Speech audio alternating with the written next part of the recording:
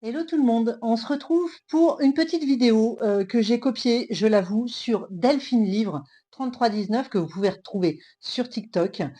J'ai trouvé son idée assez sympa, j'ai eu envie de faire la même chose. Donc en fait, cette vidéo a pour but de vous présenter les flops entre guillemets de 2025. Donc vous allez voir, on n'est pas automatiquement sur des flops. Il y a quelques avis qui sont assez mitigés, mais en gros, voilà, le but est quand même de vous présenter les livres que j'ai le moins aimés en 2025.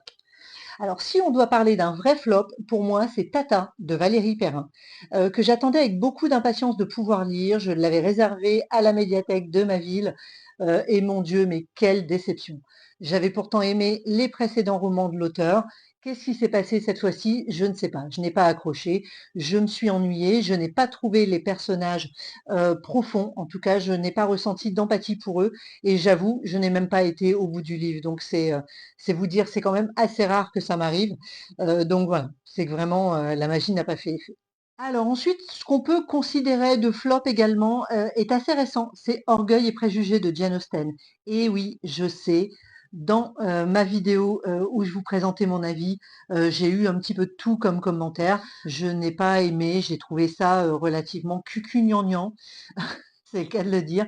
Et pourtant, voilà, c'est après, c'est une histoire qui pourrait être sympathique, mais c'est vrai que j'ai peiné à aller jusqu'au bout et je pense que Jane Austen, ce n'est pas quelqu'un vers qui je me tournerai de nouveau. Alors, dans les flops, sans être un flop, hein, mon avis est assez mitigé. On est sur L'Attrape-cœur de J.D. Salinger. C'est une lecture que j'ai trouvée dans l'ensemble plutôt agréable, même si, voilà, au fond, j'ai trouvé qu'il ne se passait pas grand-chose et que, voilà, c'était un peu longué. Effectivement, heureusement que le roman n'était pas plus épais que ce qu'il n'était.